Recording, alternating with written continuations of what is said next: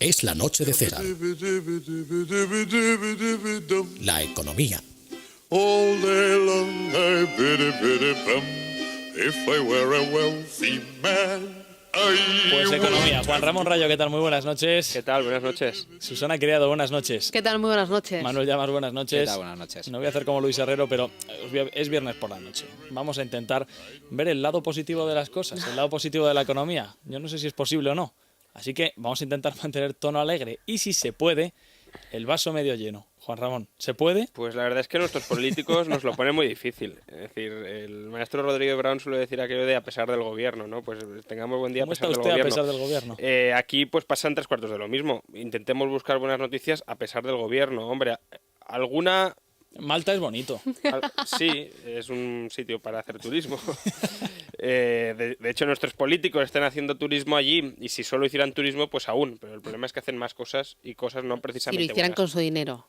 Sí, pero incluso aún con nuestro dinero se pueden hacer cosas peores todavía y están en esas cosas peores.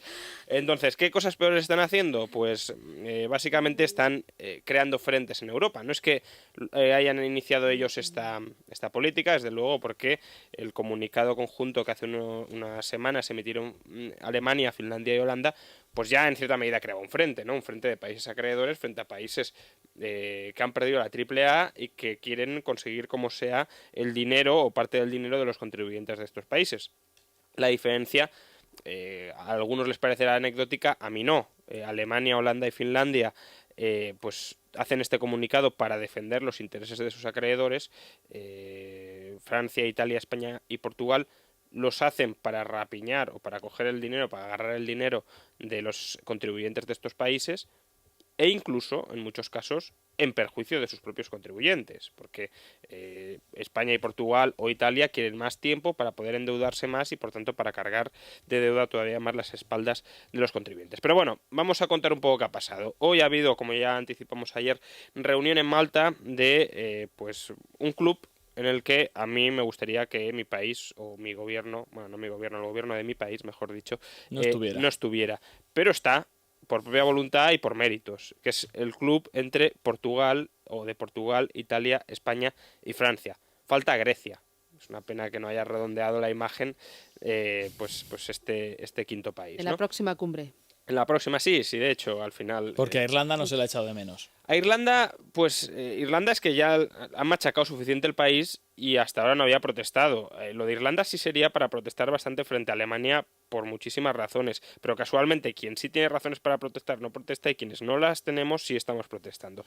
Pero bueno, ¿para qué se han reunido en Malta? Bueno, pues dicen que es una reunión informal, Rajoy dice que no quiere crear frentes en Europa, pero básicamente lo que están haciendo es pidiendo dinero a Alemania, Francia y Finlandia, es decir, Alemania, Holanda y Finlandia. Es decir, exigiendo que cumplan los acuerdos que se apalabraron en la cumbre del pasado mes de junio, por la cual se pactaba la recapitalización directa de nuestros bancos. ¿Esto qué significa? Significa que el Fondo Permanente de Rescate Europeo paga directamente la recapitalización de nuestros bancos. Y claro, ¿quién nutre de fondos ese fondo de rescate permanente? Fundamentalmente los países ricos, Alemania. Con lo cual, al final, lo que se le está pidiendo a Alemania es que sus contribuyentes paguen directamente los agujeros que han generado nuestros políticos en las cajas, porque recordemos que aunque hablamos normalmente de bancos, es un problema fundamentalmente de cajas. Y como ya dijimos ayer, pues bueno, esto de que Rajoy pida cumplir las promesas está muy bien, pero estaría mejor si él las cumpliera primero, porque el principal compromiso que tiene este gobierno para con Europa es cumplir unos objetivos de déficit que de momento no parece que los vaya a cumplir. Pero escuchemos a Rajoy explicando exactamente qué quiere conseguir de Alemania, Holanda y Finlandia. Vamos a apostar por la unión bancaria. Yo, desde luego, lo voy a plantear en el Consejo Informal de octubre, una supervisión bancaria única para todos los países de la Unión Europea. Lo que queremos es más Europa y que Europa avance y que Europa, cuando toma decisiones, las cumpla y lo haga ya. Aquí la gente se puede plantear, bueno, ¿y qué interés tiene Rajoy en el supervisor bancario único. Es decir, tan importante es en estos momentos que entre ya en funcionamiento el supervisor bancario Para único. España, sí. Bueno, no, en abstracto nos da igual, porque al final, de hecho, lo último que quiere Rajoy es que fiscalicen más nuestros bancos. Pero claro, lo que sucede es que este supervisor bancario único es el prerequisito para que se pueda entrar con la recapitalización directa de nuestros bancos. Con lo cual, cuando Rajoy dice quiero que se cumplan ya el compromiso del supervisor bancario único, dice quiero ya el dinero. Porque además, recordemos que en el comunicado que emitieron Holanda, Finlandia y Alemania, había una línea que habrá que ver cómo se interpreta, porque no quedaba muy clara. Estos 3 países decían que no se querían hacer cargo de las deudas heredadas derivadas del sistema financiero. Entonces, no queda claro si es que no quieren rescatar las pérdidas latentes de los años de la burbuja, cuando no había supervisor bancario y por tanto cuando no eran responsables, o que no quieren hacerse cargo de la recapitalización de los bancos que surja antes de que entre en funcionamiento el supervisor bancario único. Porque si fuera lo segundo, se entendería por qué Rajoy tiene tantísima prisa en que entre ya en enero el supervisor bancario único, porque claro, él puede retrasar hasta enero, meter dinero en los bancos, con la esperanza de que lo paguen directamente el supervisor bancario único, pero mucho más no. Con lo cual, si al final entrara en funcionamiento el supervisor bancario único, pero Alemania pusiera igualmente como condición no soportar el coste de la deuda o del capital que el gobierno ya haya inyectado hasta entonces en los bancos, pues claro, la deuda del gobierno de España podría aumentar 30.000 o 40.000 millones de euros. Con lo cual, ahí podría haber una explicación de por qué las prisas de Rajoy. Pero en cualquier caso, desde luego, si Alemania, Holanda y Finlandia se están planteando o ya han declarado que no quieren asumir el coste de nuestros bancos, es fundamentalmente porque, al menos en mi opinión, están viendo que cada vez la situación económica española, por culpa del gobierno, está en peor situación. Y claro, ¿para qué vas a meter 100.000 millones de euros o 40.000 o 50.000 millones de euros en los bancos españoles si luego el gobierno puede suspender pagos? Y recordemos que los bancos españoles tienen alrededor de 400.000 euros de deuda pública española. Una suspensión del 30% es un agujero adicional de 100.000. ¿Para qué vas a meter 100.000 si el gobierno no cumple el objetivo de déficit y te puede generar otro agujero de 100.000 a la banca? Es que no solucionas nada. Primero lo primero y luego ya veremos qué se hace con el dinero. Porque claro, como digo, el gobierno habla mucho de cumplir con sus compromisos, pero es dudoso que de momento el gobierno los esté cumpliendo. Hoy en Libre Mercado llevamos un artículo de Domingo Soriano donde lo que se plantea es, bueno, algo que ya comentamos también aquí.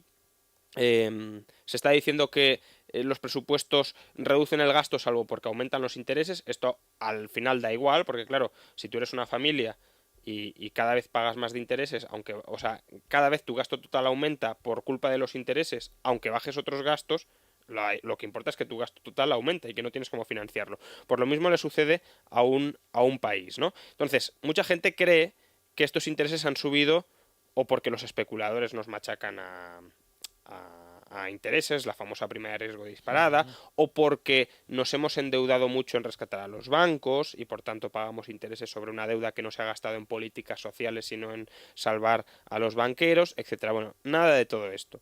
En 2007 el gobierno pagaba 15.000 millones de euros en intereses.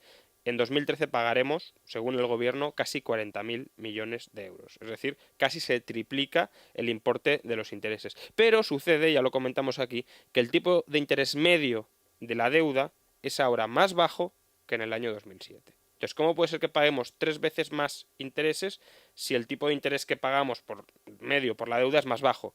Pues porque estamos muchísimo más endeudados. De hecho, la deuda total de España ha pasado de 382.000 millones en el año 2007 a más de 800.000 millones en estos momentos. 800.000, de los cuales solo 20.000 o 25.000 millones, no lo olvidemos, están de momento asociados con el rescate de la banca. Por tanto, esta subida de la deuda y de los intereses no tiene prácticamente nada que ver con el rescate de la banca, que será criticable por otras razones, pero desde luego no por desequilibrar, al menos hasta la fecha, el presupuesto. Entonces, claro, si los intereses suben y el gobierno rebaja insuficientemente los gastos, ¿cómo espera cuadrar las cuentas? Pues espera cuadrar las cuentas gracias a unas previsiones de crecimiento y por tanto de ingresos tributarios que se antojan probablemente muy optimistas. Hoy ya se ha filtrado algo de lo que recogerá el próximo informe del Fondo Monetario Internacional sobre la evolución de la economía mundial y lo cierto es que pronostica que para el año 2013 la economía mundial va a seguir pinchando o ralentizándose. En lugar de crecer al 3,9, la economía mundial crecerá al 3,6, obviamente por China y toda Asia, y Alemania, que es nuestro principal socio comercial y por tanto con quien podríamos tener cierto interés en que creciera, crecerá medio punto menos de lo pronosticado. Por tanto, si el gobierno esperaba que la demanda exterior tirara del crecimiento, probablemente lo haga, porque incluso en este contexto está mejorando, pero lo hará probablemente menos de lo que está esperando el gobierno, porque recordemos que según Montoro, el gobierno no hace estimaciones, se fija objetivos. Bueno, dejando de lado la falta de realismo de esta receta para la economía española, desde luego de lo que no se fija objetivos es de cuánto vaya a crecer Alemania. Entonces, si Alemania no crece mucho, la demanda externa del gobierno, de la economía española tampoco crecerá mucho, o si la economía mundial no crece mucho, tampoco lo hará la demanda externa española. Entonces, claro, si los ingresos no suben porque aumenta la actividad, pues la vía que ha adoptado el gobierno y que están siguiendo muchos otros países europeos, especialmente los rescatados, es la de subir impuestos, subir de manera exagerada los impuestos sobre una economía privada muy debilitada. Y si antes hablábamos de frentes entre Francia, Italia, España, Portugal por un lado, Alemania, Finlandia y Holanda por otro, ahora ya tenemos que hablar de cálida unidad. ¿Cálida unidad para qué? Según el Wall Street Journal, el próximo mes se podría presentar un proyecto ya bastante avanzado para implantar la tasa Tobin en 9 países europeos. Entonces, aquí parece que no hay rencillas. Alemania y Francia se están trabajando conjuntamente para arbitrar esta tasa, que lo único que haría sería machacar todavía más la negociabilidad de los mercados bursátiles y, por tanto, reducir el ahorro a largo plazo en estos mercados. Y esto explicaría, tal vez, por qué el gobierno de España todavía no ha anunciado la tasa Tobin, que ya anunció que la aprobaría, pero no la ha presentado con los presupuestos. Claro, si está esperando a sumarse al anuncio conjunto de Francia, Alemania y otros países europeos, se entendería que estratégicamente no lo haya avisado ya o no lo haya aprobado, así siempre tiene la excusa de no, esta subida de impuestos, solo esta ya no es de mi interés o de mi incumbencia, sino que simplemente me sumo al consenso europeo, por supuesto, siempre para subir impuestos. Bueno, se espera que esta tasa recaude 80.000 millones de euros, no se lo cree absolutamente nadie. También en Suecia, cuando se implantó, se esperaba que recaudara muchísimo y al final recaudó menos de 1.000 millones de euros. ¿Por qué? Porque el capital simplemente se va a otros mercados donde puede operar sin este tipo de impuestos y al final, en todo caso, quienes la terminan pagando son los inversores últimos. Y claro, los impuestos destruyen actividad, pero también las regulaciones destruyen actividad. Hoy la Asociación Nacional de Grandes Empresas de Distribución ha hecho la estimación, no sabemos si fiable o no, pero en todo caso probablemente no se aleje mucho de la realidad, de que el exceso regulatorio en España en materia de horarios comerciales y en la limitación al establecimiento de grandes superficies impiden la creación de 160.000 empleos y la inversión de 2.500 millones. Ya digo, yo no sé si esto es cierto, si no, cómo lo han calculado, cómo lo han dejado de calcular, pero desde luego sería un escándalo que por leyes absurdas dejáramos de crear un solo empleo que generara riqueza. Ya no 160.000, uno.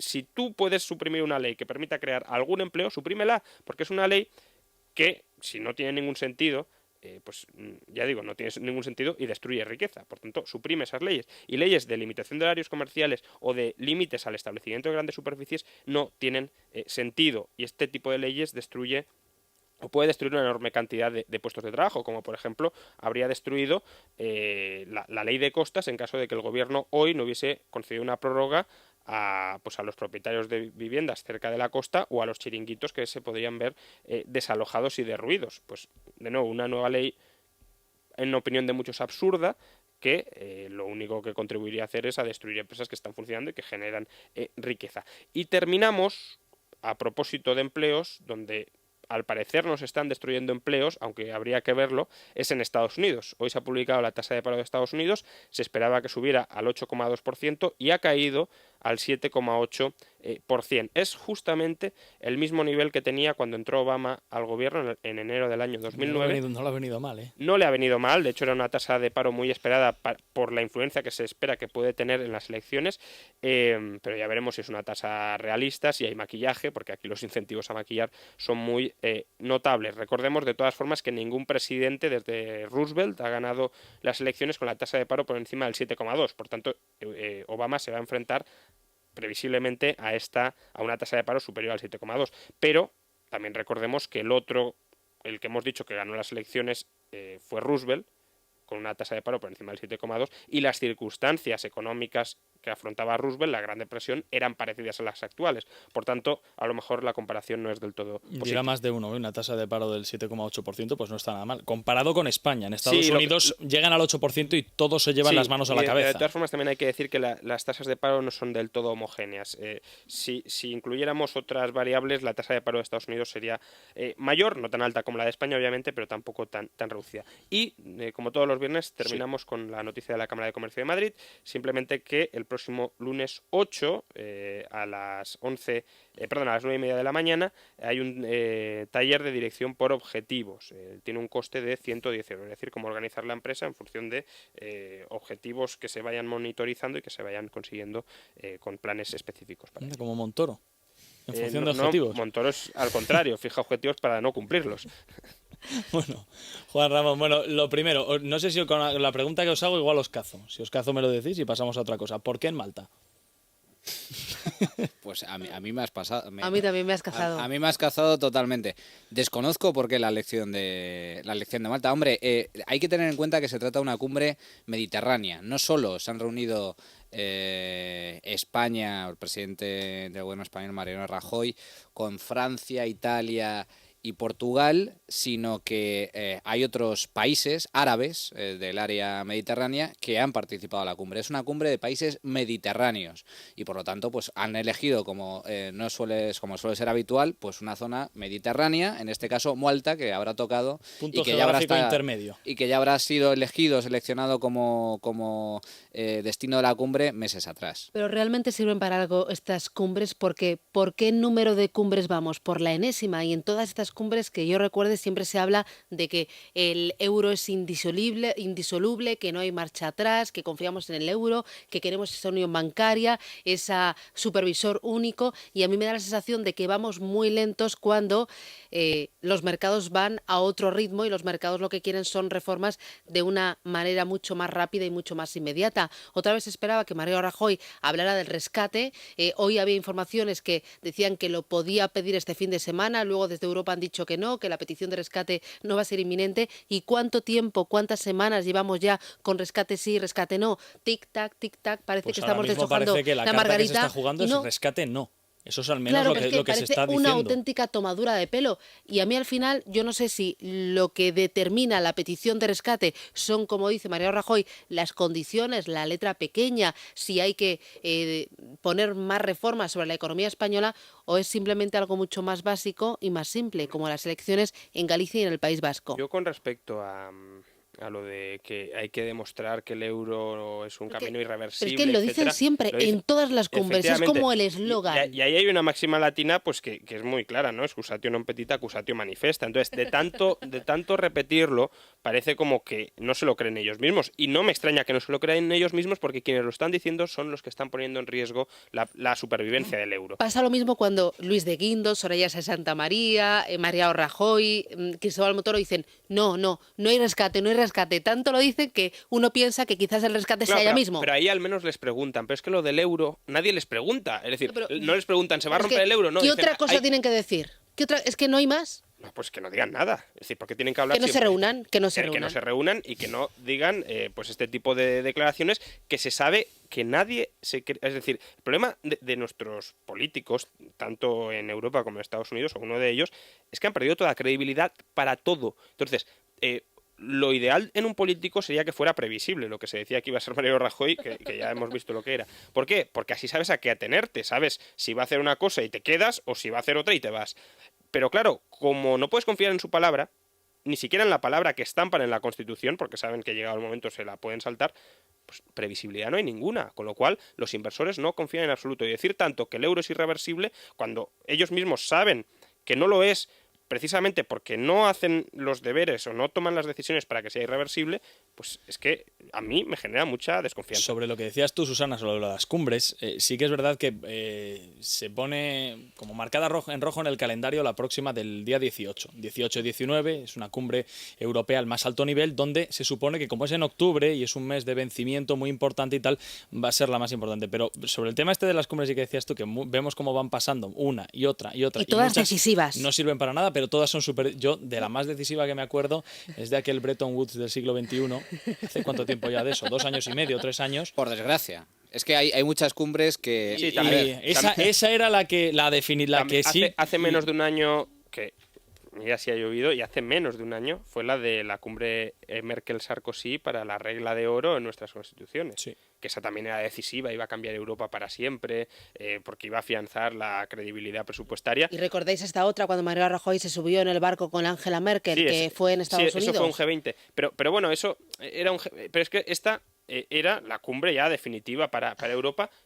Y no ha llovido desde entonces, vamos, no está ni Sarkozy, parece que lleve años sin estar. Pero por desgracia, los resultados de ciertas cumbres sí se han logrado resultados, y desde mi punto de vista lo negativo es que esos resultados avanzan en la dirección errónea.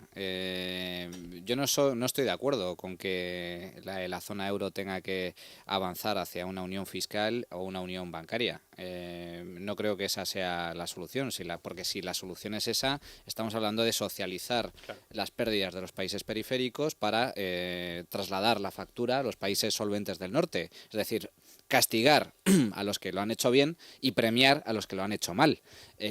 Yo no quiero esa estructura.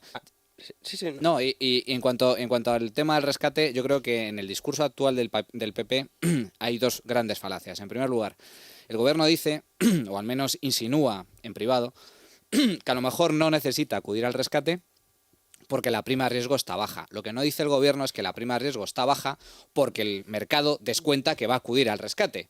Si existiera la más mínima duda de que Rajoy no va a solicitar el rescate, esa prima de riesgo se dispararía hasta 800, 900 o 1000 puntos básicos. Pero un momento, el pasado martes dijo Rajoy, le preguntaron en el Senado, ¿cuándo va a acudir el gobierno? ¿Cuándo vamos a pedir un rescate? Y dijo él tajantemente, además lo recuerdo, una pregunta a un periodista del País: no vamos a ir al rescate. Pero es que no se lo creen. Pero es lo que decíamos antes, que la palabra está devaluada. Pues ahí tienes, pero bueno, ayer tienes a De Guindos, hoy tienes al Eurogrupo diciendo que... Ya exactamente igual.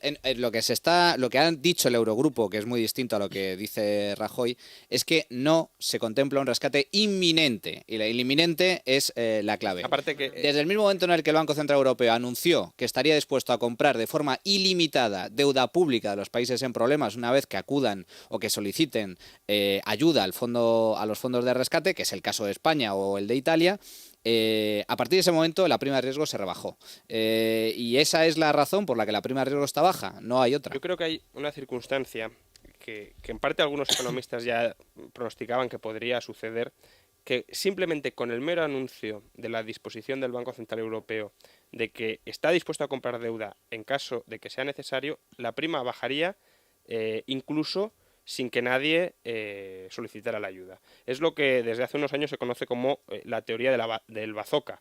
Es decir, tú puedes tener un bazooka, nadie se acerca a ti porque sabe que puedes utilizar el bazooka, pero probablemente nunca necesites utilizar el bazooka. Entonces, esa teoría fue la que se utilizó, por ejemplo, la acuñó el secretario del Tesoro estadounidense de Bush, Paulson, para decir que no haría falta rescatar a Freddie Mac y Fannie Mae, porque bueno, solo con que el gobierno ya avalara la deuda de estas entidades, al final no quebrarían y no haría falta que las rescatara. Bueno, y sucede que al final los bazocas hay que terminar usándolos. Y aunque es cierto que ahora mismo hay una expectativa de, claro, no puedo, es decir, si la prima ahora empezara a subir, todo el mundo sabe que el gobierno pediría el rescate. Entonces nadie se atreve ni a vender al descubierto la deuda española, ni a dejar de comprarla porque podrías obtener ganancias si luego acude al rescate. Pero llegará un punto, o puede llegar un punto, y no es un punto muy lejano, en el que los agentes económicos ni siquiera se crean que el Banco Central Europeo vaya a estar dispuesto a monetizar toda la deuda que necesita España que se monetice para bajar la prima de riesgo. Es decir, si España está absolutamente quebrada y no hay ninguna posibilidad de que sanee sus cuentas, los agentes saben que el Banco Central Europeo no va a comprar toda la deuda necesaria como para que la prima de riesgo no se dispare, porque eso sería acabar con el euro, sería hundir el euro. Entonces, ahí sí, la prima se empezará a disparar y por mucho que saque el bazooka el Banco Central Europeo, no habrá reducción en la prima de riesgo. Y esa es la circunstancia en la que estamos ahora mismo. El problema es que quizás ahora el gobierno se esté confiando por esa relajación de la prima de riesgo y está totalmente convencido de que sus reformas están haciendo efecto, está totalmente convencido de que va a cumplir con el déficit y por eso se está tapando los oídos ante todas las alarmas que está recibiendo de fuera. Hemos visto las previsiones que ha lanzado en los últimos días el Fondo Monetario Internacional, la COE, el Servicio de Estudios del BBVA y el último en hablar ha sido el gobernador del Banco de España, que ayer mismo dijo, ojo, que con el déficit de este año 2012 no vamos a cumplir y ojo que las previsiones de crecimiento para el próximo ejercicio son demasiado optimistas. Así que ten cuidado y no subas las pensiones porque entonces sí que te cargas ese presupuesto y sí que no cumples. Y hoy hemos vuelto a escuchar a Jiménez Latorre, el secretario de Estado de Economía, diciéndole al INDE, no, que es que nuestro presupuesto es razonable y es alcanzable. Yo creo que el gobierno todavía sigue, no sé si es porque se lo cree él mismo o porque está convencido de que nosotros somos tontos. Hombre, y que finalmente nos va a salvar la recuperación de Alemania, la de lo economía que ha exterior. dicho Jiménez No lo Latorre, entiendo. a mí lo que quizá más me sorprenda, porque bueno, la cifra de déficit, yo después de escuchar ayer a Alberto Recarte que dice que tiene ciertas esperanzas de que efectivamente si llegamos a la cifra 6,3% no tengamos que acudir al rescate, después de escuchar a Recarte, vale, pero después de ayer escuchar a Recarte y haberos escuchado a los que sabéis decir que es completamente irreal esa cifra de déficit proyectada de crecimiento negativo proyectada por el gobierno para elaborar los presupuestos generales del Estado, menos 0,5%, y hoy he escuchado al señor Jiménez Latorre diciendo que esa cifra es alcanzable. Es alcanzable. Eso sí que me da ya un poco más de miedo. Quiero decir que cuando hay alguien que pone la nota discordante, pues todavía. Pero cuando todo el mundo duda de lo mismo y el gobierno es el único que camina en una dirección... Yo con respecto al crecimiento, yo las previsiones de crecimiento no me las creo las de nadie. Eso primero. ¿Por qué? Porque es que no sabemos qué va a pasar el año que viene, simplemente. A lo mejor hay una revolución energética y crecemos al 7, no lo sé. Eso, lo cierto es que nadie lo puede saber. Ahora bien, lo que yo digo con respecto al crecimiento es que condicionar el cumplimiento fundamental de tus objetivos de déficit a previsiones que son optimistas, no sé si se van a dar o no, pero desde luego son optimistas frente a las de otros analistas, es muy arriesgado y es muy irresponsable. Es decir, tú deberías ponerte en un escenario pesimista para tener margen de que, en caso de que surjan imprevistos, aún así cumples. Pues no, el gobierno se ha puesto en el modo optimista para que todo tenga que salir mejor de lo que se espera en general que va a pasar para que cumpla, con lo cual lo normal que es que no cumpla. Eso es como decir, me voy a estudiar este temario una cuarta parte para ver si salen las preguntas que... eso, a ver, tú eres profesor, Claro, pero y eso a luego, veces además, funciona. Sí, muy de vez en cuando. El gobierno tiene una asignatura Y si importante pones bien el examen no funciona. sobre la mesa, que además esta semana ha quedado escenificada muy claramente con esa conferencia de presidentes, y es el tema de las comunidades autónomas. Las comunidades autónomas representan 1/3 del gasto total del Estado, representan el 60% del empleo público y el 90% del gasto en sanidad y en educación. Y estamos viendo que algunas están descontentas, otras están en campaña electoral y otras están apostando por la independencia, aunque viéramos esa foto de familia. Pero ojo, hay que ser prudentes y hay que... no sería tan optimista porque tienes ahí eso que se te puede desbocar de un momento a otro, Pero yo creo que ya está desbocado. Que el problema fundamental de los presupuestos, más allá de la previsión de PIB, que todo el mundo coincide en que es excesivamente optimista, yo creo que es todavía más grave.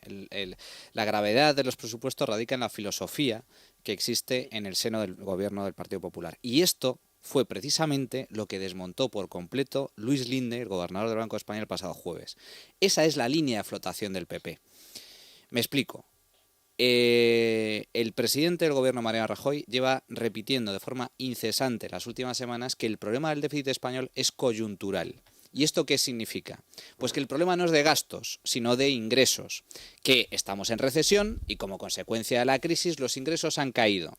Y por lo tanto es algo transitorio, es algo temporal, que cuando llegue la recuperación ese nivel de ingresos se va a recuperar al nivel que existía en el año 2007 y por lo tanto el déficit se va a anular por completo. Ojo que ese mensaje lo corearon las comunidades autónomas en la conferencia de presidentes. Dijeron que el problema era coyuntural y que el problema estaba en los ingresos y no en el gasto. Pues con entonces más a mí razón. se me pusieron los pelos. Con más razón. Griñán, claro que sí.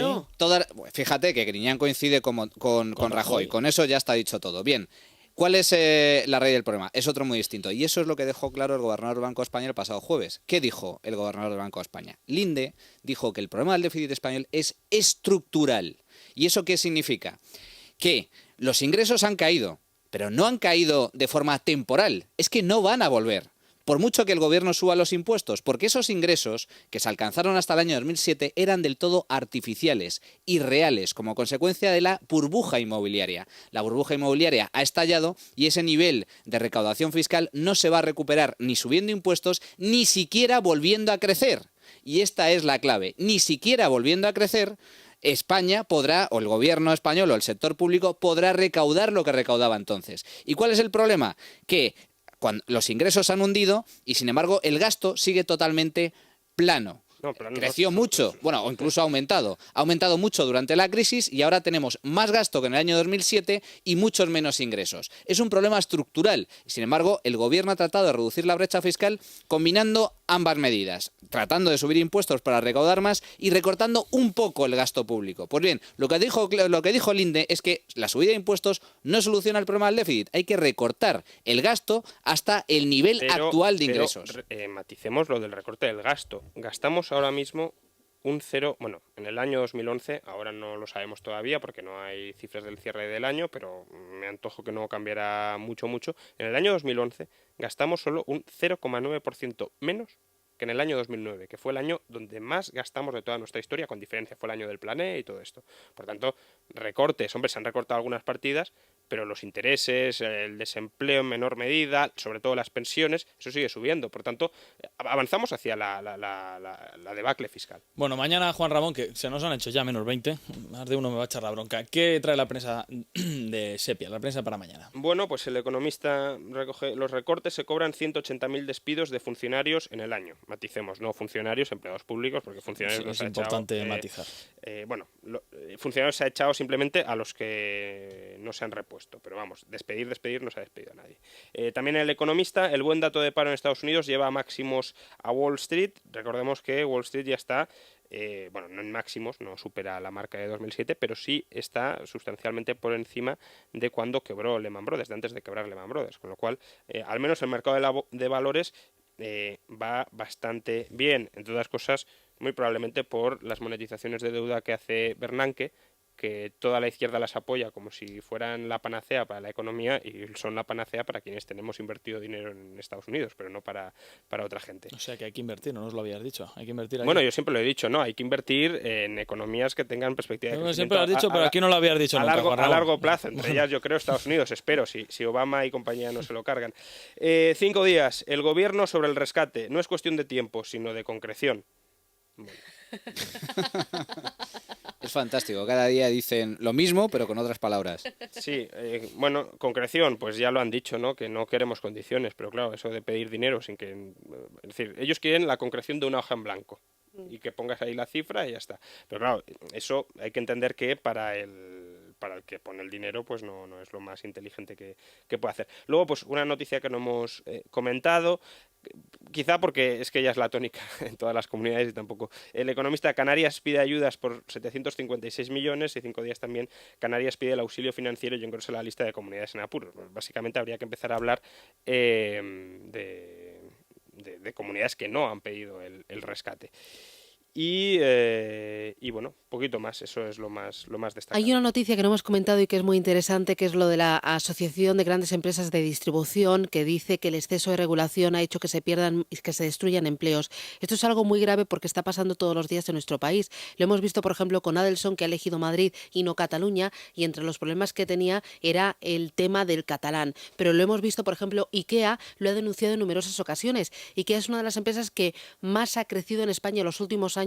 No sé si ya son 12 o 15 centros comerciales y miles de puestos de trabajo. En algunas comunidades no ha llegado a crear un nuevo IKEA simplemente por los problemas que le ponía a la comunidad autónoma a la hora de poner una rotonda para que circularan los coches. Y entonces ha dicho, pues no me merece la pena, no monto un IKEA, pero igual que IKEA, las empresas estas de ITV, una de las mayores está en Alemania, está asentada aquí en España y a mí me cuentan que...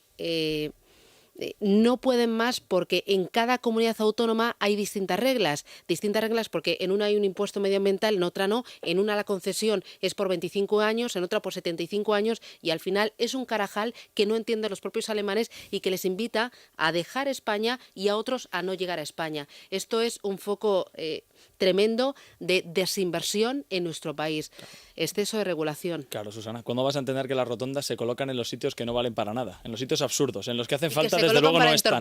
para entorpecer. Exactamente. Yo tengo un problema en las rotondas, ¿no te lo he contado? Mal señalizadas, no. No, pues que como soy señorita entiendo que todo el mundo me tiene que dejar pasar y así las armo. Sí. Es que tiene preferencia el que está dentro, el primero No, que no, entra. las señoritas tenemos preferencia. Sí, no, eso también es verdad. Susana, un abrazo, muchas Un gracias. abrazo, hasta luego. gracias. Manuel, gracias. La semana que viene Hasta más. luego. Y Juan Ramón, la semana que viene mucho más. Hasta luego, adiós. Esperemos más y Mejor o no tan malo. No, mejor, mucho mejor, claro que sí. Hacemos una pequeña pausa y enseguida la cultura y los viajes. Galería del